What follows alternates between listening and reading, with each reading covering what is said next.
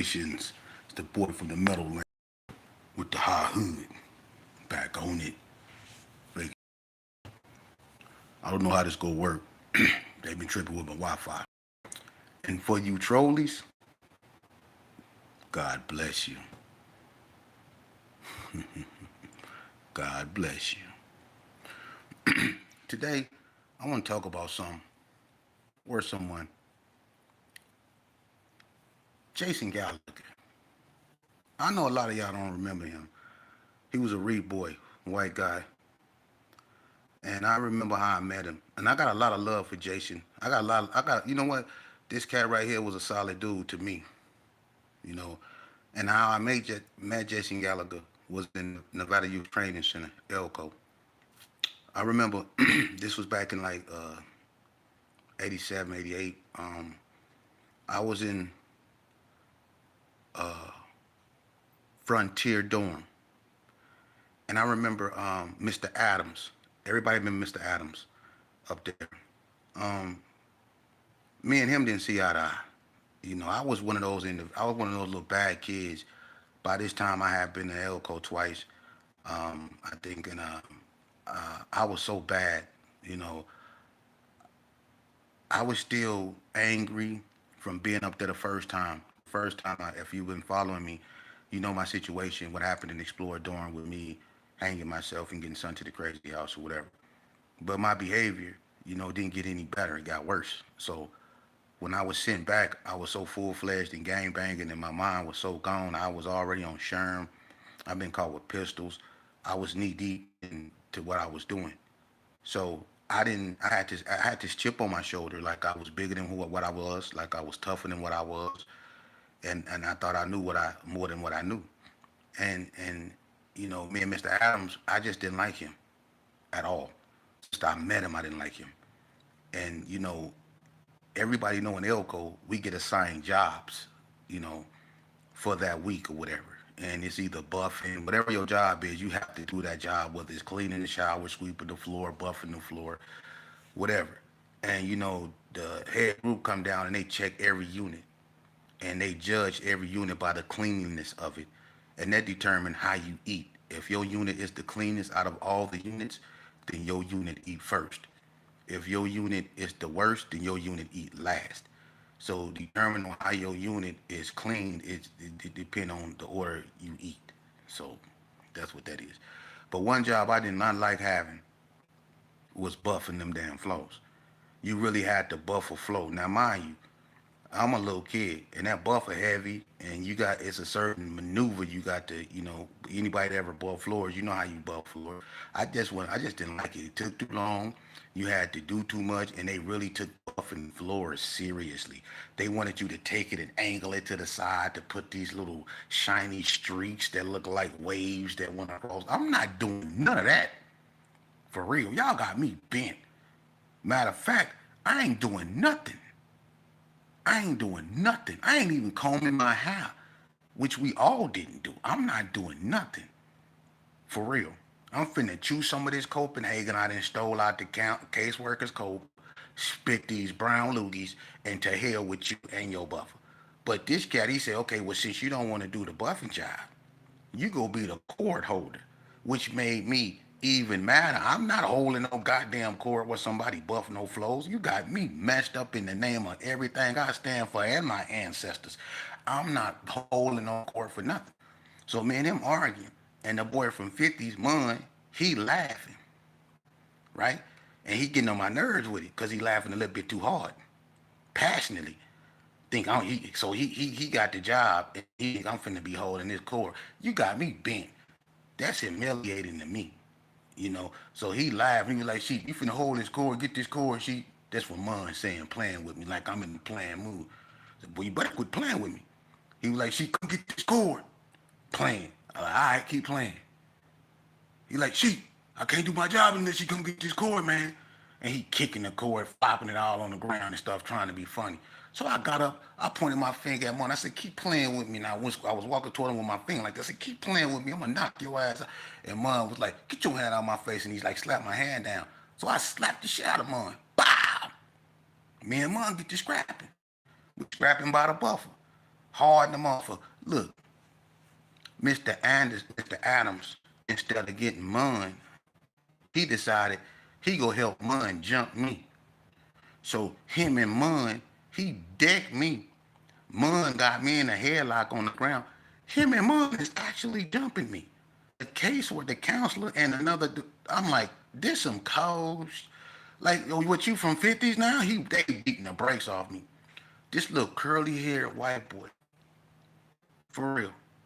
This little, and he used to claim blood, and we used to make fun of him because we never knew of no white, like blood gangs. And Reap Boys was like new. We didn't know nothing about that. So when they first started calling themselves like Gold Bar Posse and all that, we used to laugh like, what the hell is that? We never took it like serious. But when they was jumping me, this little curly haired white boy came out of nowhere, man. I swear to God, and he kicked Mr. Adams in his motherfucking face so hard, and he started beating it. Listen, when he got on Mr. Adams, I got on mine. And look, me and Jason Gallagher, this is how me and Jason Gallagher met. Me and Jason Gallagher beat the brakes off Mr. Adams and Mun. I had Mun, Raglan. You can ask everybody. Everybody was there. You need Terrell Patterson, House, Chicken George from BTD's, Land P, um, um, Do Wrong. It was a bunch of us in there. I beat the brakes off Mun up in the behind that goddamn buffing thing, and Jason Gallagher got on Mr. Anderson. That's how me and him got cool. And after that, every time he got into something, me and him got into something, you know. And I remember an incident I told y'all about that white boy Grumblack. He was crazy as a motherfucker, the one that snatched the fish out the fish tank and just bit it, and they sent his ass to jail. If you've been following me, it was a white boy named Grumblack, and he was a sick motherfucker. And me, him, and Jason Gallagher used to be Mr. Anderson. It was two Mr. Anderson in Elko. One was a math teacher, and the other one was head group. They were brothers. They were both Mormons. I'm the one that slapped blood out my mouth that I beat with that bat. That was the head group one. He was that one that was slapping in my mouth. He was slapping blood. He was slapping blood way across the field, talking about shut your stinking mouth. Shut your stinking mouth. He's slapping blood way over here. And he go, see, he won't even cuss when he do it. That's what make me mad, because he won't even cuss when he's slapping you. Bow! He leaving handprints on your face, but he won't cuss when he do it. But his hand is cussing for him. And all he doing is saying, shut your stinking mouth. Bow! He shut your stinking mouth. He slaps your ears together, and he goes, shut your stinking mouth. I can't stand it, motherfucker right there, boy. I swear to God, I hate him. Ooh, I hate him, man. But anyway, uh, uh, uh, me and Jason, right? We're in the classroom, right? And this white boy, Grumblack, he one of them fake ass wanna be Satan's dude, right? So me and Jason, we used to, draw on the books and stuff like that. So the white boy, he decided he wanna dig in his nose and make his nose bleed, right? Bad. So he didn't stuck his finger like he didn't try to scratch his brain up in his nose, and he got blood all over his face, and he's sitting there like, he wanted them little problem child that wanted attention, but really thought he was doing some sick Satan stuff or whatever. And we sitting back looking at this dude like, man, go, and we like, man, go wash your damn face, and he like sitting there laughing. So Mr. Anderson said, Grumblack, go in the bathroom and wash it. Go clean your nose. He won't do it. He want to be all devilish, and he want to look at us and bite pencils and stuff like he finna bite us. So me and Jason Young just sitting there staring at this dude like, dude, we about to beat the shit out you, man. You doing, you know. And Mr. Anderson sitting there bumping some Elvis music. I'm crying. He bumping some Elvis music. And I ain't gonna lie. After being locked up listening to that, you kind of like it. I ain't gonna lie. He got this one cut. It was I'm crying. He was doing that shit too, and that's what he got his ass whooped to. That Elvis, because Jason was like, dude, because he got up and he was like going, and he was like, he had like blood like on the floor, and they was like, dude, don't come back. And old boy was like, like he's trying to scare Jay. Just jumped up and got on him, and I got him too. And all you heard was feet skirting, desks moving, and Elvis going, and the brakes off his motherfucking ass up in there. We beat his ass up in there for real. But that's how I met Jason, man. And the Reed Boys, you know, which was Bill Munham now. And a lot of people that are familiar with the Reed Boys and or the Devoneers, they were like, they were like more like connected to the hood. Cause when they dissolved, when the Reed Boys dissolved and the Devoneers dissolved, they basically went back into being hoods. My cousin Corey Allen was a Reed Boy, and they realized that their leader Billy Monahan was a steroid induced rat. You know what I mean? And he it is what it is. Gold Bar Posse got that. That's messed up. Their leader was a straight rat. Everybody know Billy Monahan, a big spoiled white boy. They end up telling on everybody. It's no secret. But anyway, Jason Gallagher, man, he got in a car accident, and he's had his female named Biscuit, and she didn't survive the car accident. He did. He was in a coma for like 6 months, whatever. But they ended up sending Jason in the joint, man. And it's been a long time since I seen him, but he never forgot about me. Real dude. I always talked to him.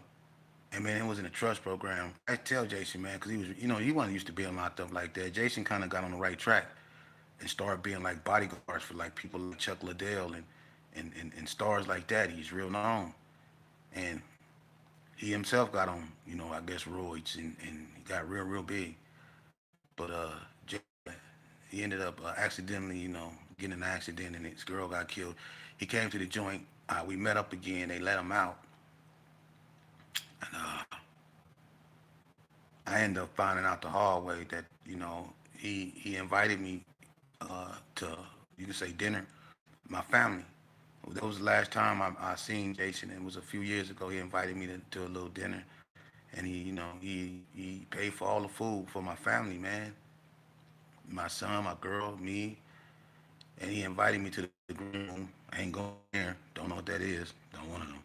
But he invited me there because he was like, I guess he was old. And I was told him that's not my thing. But to make a long story short, you see, they messing with my Wi-Fi.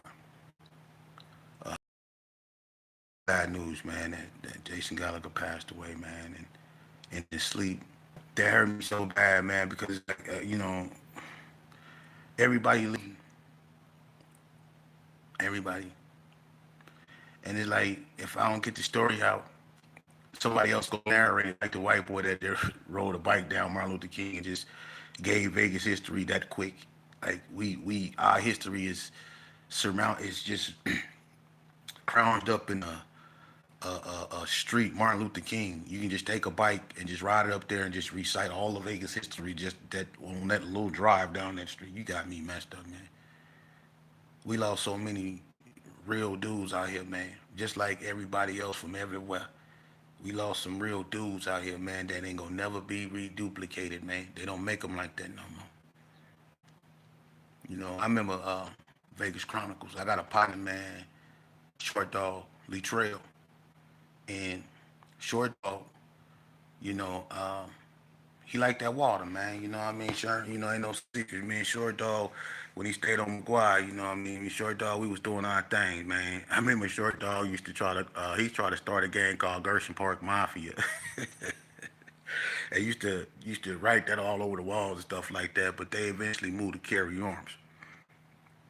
And I remember one night, me and it was me, Short Dog, Double Dose. I think it was Kevy Kev was with us. I think, but it was like six of us, and we went up to the Ricky Quick, you know, to get something to eat.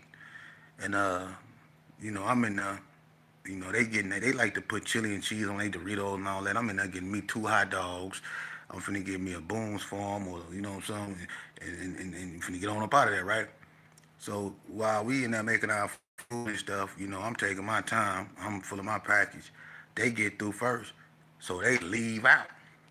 You know what I'm saying? I'm paying for my food. I come out behind them. But when I'm coming out, they coming back in fast as a motherfucker, right? And when they coming back in, a 40-ounce bottle coming in right behind them, right? So we all duck. I'm like, what the hell? It's Mon them. The same one I had a fight with up in there. and they out there tripping. So I ain't gonna lie, man. I was eating a hot dog, man, and that hot dog was good in the motherfucker. And I just wasn't in the mood, man. I wasn't in the mood to gang bang. I wasn't in the mood. I just wanted to eat my hot dogs and eat. Listen, I bit one of the motherfucking hot dogs and pulled my pistol out. Actually, I came out that motherfucking store. I came out blowing, and I promise you, not one piece of that hot dog hit that floor. I got in a shootout with these cats in front of Ricky Quick. And when I got to the middle of Carry Arms and was running, that hot dog was still in my mouth. And that's when I listen, I ain't did not one piece of that hot dog or the other one in my hand hit that ground. And I was in a shootout in front of Ricky Quick. On my dead daddy, blowing. We was blowing, and I was that hungry. I'm serious. When he get, I ain't care. That hot dog, I would have died that night with that hot dog in my mouth. I didn't care. I was gonna die that night. They wasn't finna get that hot dog or me. I got up out of there. I don't know where the homies went. You know what I'm saying? I ain't care. But me and my hot dogs got safely back to Carry Arms. I promise you. On my mama. On my mama. Them hot dogs right there. Shh. Boy, look here. Look here. The military can get those that night. Uh-uh. Uh-uh. I swear to God. And they crumbed on me. I don't care. You motherfucking right. They talk bad about me. Hey, Vegas Chronicles. Y'all remember that night we robbed that? Y'all remember that night did that basehead came to Carry Arms and he had them 2/5 of E&J, and we tried to rob him. Remember that? It's a bunch of y'all that was out there that night because it was in Carry Arms. It was in Tricky C and Michelle them parking lot.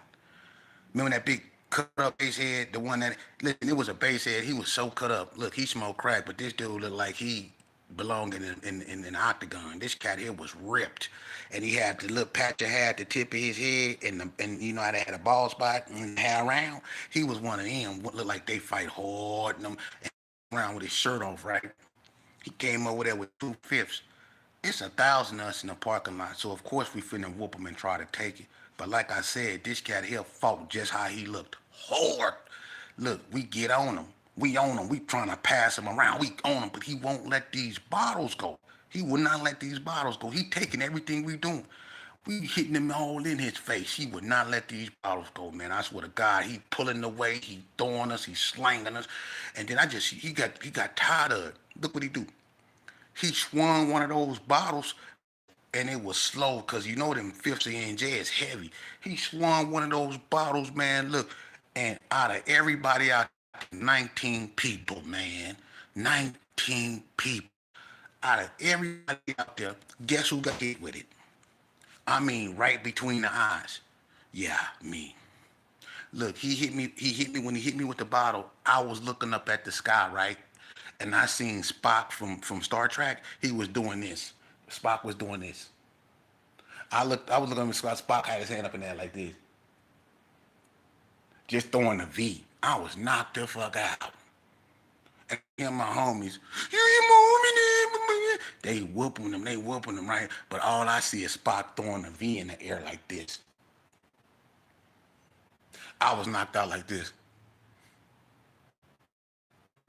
And I got a knot on my head. It ain't even a ooh wee. This borderline hematoma. I got another human looking out my motherfucking hand, right? So look, I'm sitting on the guy trying to remember where I was born and who I am, right? Kippy, he play too damn much. Kip not play too much. Look, I got a knot on my head, right? That's that's just out there. I don't know why they ain't called the paramedics or somebody. Look what Nut do. Nut went in the house and got a hanger. Yeah. He go in the house and got a hanger. I'm sitting on the cot. He around me, and all you see is teeth. Cause when Nut playing, he laugh first. All you see is these teeth, right? So I'm like, I'm looking at Nut like I just don't want to be here right now, man. Just ain't nothing you can say to comfort me. So, but thank you. He go put his hand around me and he go take the hanger, and this fool go put the hanger on the knot, and it hung there. I can see that, and that's what made me so mad, because the knot was so big, the hanger actually was on the knot like a doorknob. And I'm looking like, and I looked at Nut, and I was like, good plan. And I tried to chase him, and he took off running. And when I was chasing him, he was running straight, but I was running that way. My equilibrium wasn't even back, and I fell right on my face and made it even worse. And Nick then was out there laughing. Turtle picked me up, man. Y'all cool laughing at my homie, nigga. Cool laughing at my homie, man. And he trying to hold his laugh in. Ooh, I just wanted to be laid down in some ice, man. And y'all out here why y'all still got me outside looking like that? And then they go put a hang on a nigga, nah, man. Come on, man. You see how your homeboys do in the worst time? In the worst time, you see how your homeboys do you? Who put a hang on somebody hematoma after they didn't got hit in the head by a base head? Who do that? Your homies. I hate that base head, man. Boy, I swear to God, I wish I can go back in time, because listen, I just don't want to talk about it no more. I don't think I've been right since that motherfucker hit me with that. I don't. See, that's why you shouldn't join no gang, man. You shouldn't. L's like that, you don't recover from L's like that, man. You don't. You don't recover from L's like that, man. That dude knocked my ass back in he knocked me back in the lost and found section of life. See, cause I don't know. He still got a nigga head hurt. God damn. Yeah, with that motherfucker. I'm not playing with niggas. But on the most serious note, man, if somebody trying to just sell you something, if you ain't got the money to buy, just don't. Just let them go. For real, man. It ain't worth it, man. For real. I'm getting y'all show history. It ain't worth it, man. It's not. You know. And another thing,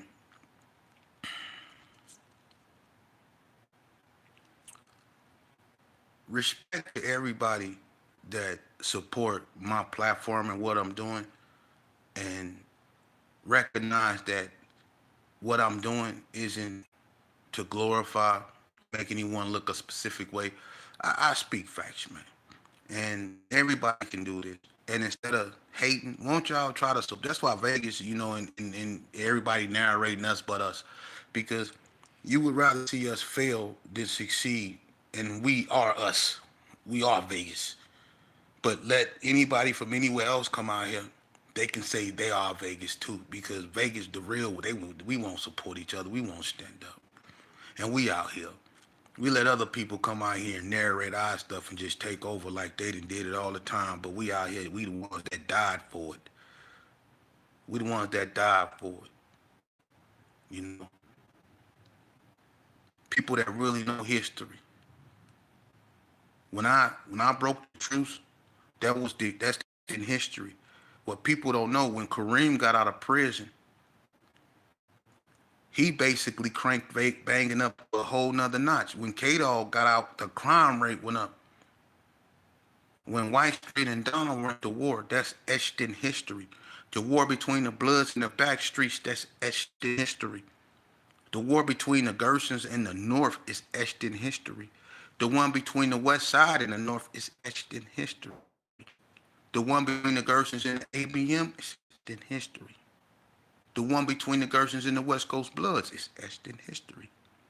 The one between the Donna Streets and the Rolling 60s, etched in history. Hell, the one between the Sanchucos and the Los Hermanos, etched through history. The one between 28th Street and the KBs, etched through history. Do I need to go on? The one between the Rules and the War Babies, etched through history. Do I need to go on? If we don't stand up and support one another, other people go be narrating our story, man.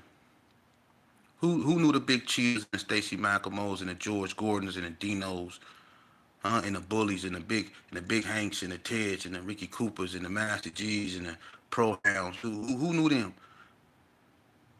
The big Alexis and the Mad Meeches. Who them? Who knew them? Some dude from Detroit that's gonna come out here and speak on them legends that's gone, man. Salutations for the ones that salute me. Much love to you. But I'm saying, who knew them? These dudes gone. Is not, they gone. What about the Johnny Patillas, the Night Trains, the Dragoses,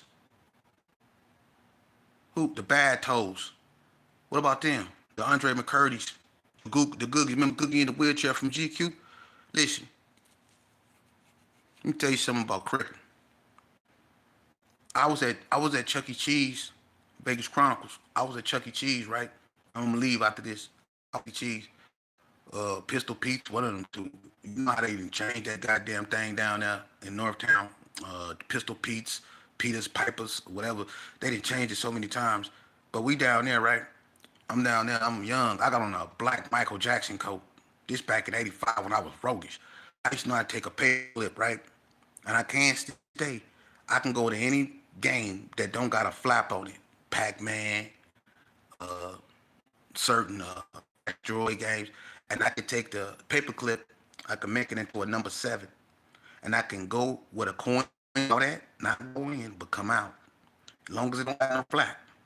And I can take the paperclip and I can hook it in the corner, and I can find the credit, and I can pop how many credits I want on it, and I know how to straw too, which I know about the straw. Ain't no Donkey Kong dig dug gang I can't straw. Give me a regular straw, and I hit the side of the motherfucking where the change go. I hit the side by the lock. I stick it in there, and I pop credits on it with a straw. It's called strawing. Or I take a paper clip and make it into a number 7. I'm down there popping games, right? And stealing people pizzas off the table, them cardboard ass pieces. They pizza taste like straight. I never tasted a piece. I had a piece that tasted like a hard ass cracker.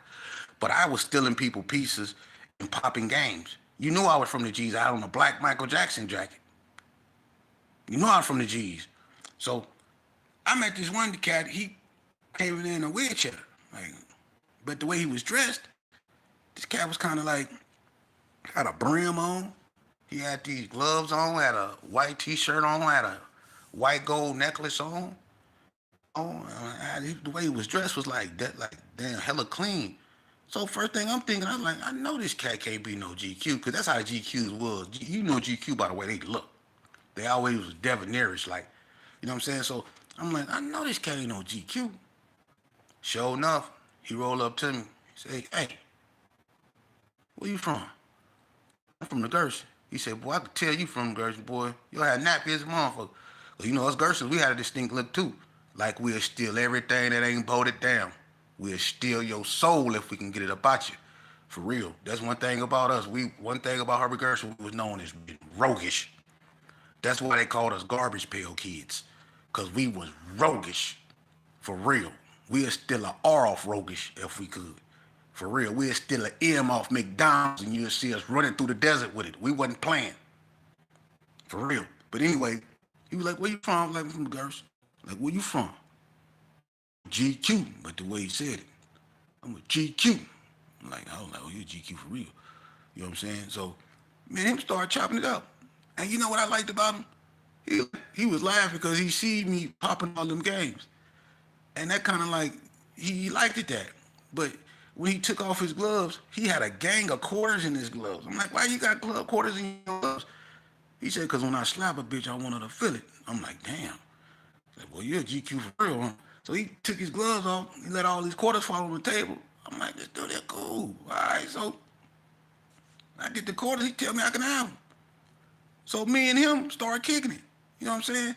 That's how I met Ralphie Boy. I met Ralph Brown through Googie. 1985. That's how I met Ralphie Boy. And we ended up in Elko in 87. But I met Ralphie Boy right then when he was a backstreet Crip. He was a 104 a GQ. The GQs was 104 backstreet Crips. Oh, my mama. Any GQ that's a 104 will tell you the original G Foles, the Foles was 104 GQ Backstreet Crips. That's why I say a lot of GQ influence come out of Watts because 103 is Jordan Downs and all them 10s, 104, 107, all that come out of Watts. And it's a lot of Watts influence down there. But anyway, what I like the most about him is he told me, I say, man, what happened to you in wheelchair? And he straight up told me, he said, "Pop him in the back. Paru shot you." He said, I ain't gonna go there between them. But he was like, yeah, what just shot me in my back? You know what I'm saying? Trying to steal a bike or something. I don't know what he was doing. But this dude had on a prim. And when we went outside, he was like, hey, hold this for me. I said, hold what? And he took his brim off. And this cat had a snub nose 38 in his brim on his head. He came in there with a hat on, a gat in that motherfucker. This was the coldest dude I ever met in a wheelchair, man. And if anybody know Boogie, they know I'm not lying. This cat had a pistol. He had his hat on, but had a pistol on top of his hat. Like it wasn't nothing. And when he took it off, I was like, wow. He taught me a lot. We used to go in 7-Eleven, and he'd lean forward, and try to put half that stove behind his back. He'd just lean back and roll him right on up out of there. That was one of the most crookedest dude in the wheelchair I ever met, and would be on White Street with a 357 under his leg selling dope. And sadly, good the same way he lived, raw. I ain't getting into his business like that. That's North Line. But from what I hear, Googie died trying to rob somebody. Imagine that. Googie died trying to rob somebody, and from what I told, they both shot each other in the process. That's how Googie went out. Imagine being robbed by a dude in a wheelchair, and he was so serious that when y'all got through, that y'all both smoked. Googie died. I ain't gonna get all into it, but that's how he died. And me and him and Ralphie, boy, we done a lot of dirt nowadays, and I did a lot of. It was an honor to meet Googie, man. He was a good dude from 107 GQ. I ain't gonna never forget Googie, man. And a lot of people don't know that Googie and me, Googie, and Terry Orr, Spoonie T, because Googie and Spoonie stayed right over there by Christina Street toward White Street. And anybody that know Vegas and know that area know what I'm talking about. My homie Terry Orr and Googie stayed directly across, diagonally from each other. And Terry Orr know exactly what I'm talking about. He used to see me, Googie, and Ralphie boy together all the time. And that big rusty ass 357 we used to have. That was my partner. Whenever I went in the north, that's who I went and hung out with. Googie. Rest in peace, Googie. Rest in peace, Jason Gallagher, man. Rest in peace to all the real ones, man, that I started this journey with that didn't make it with me.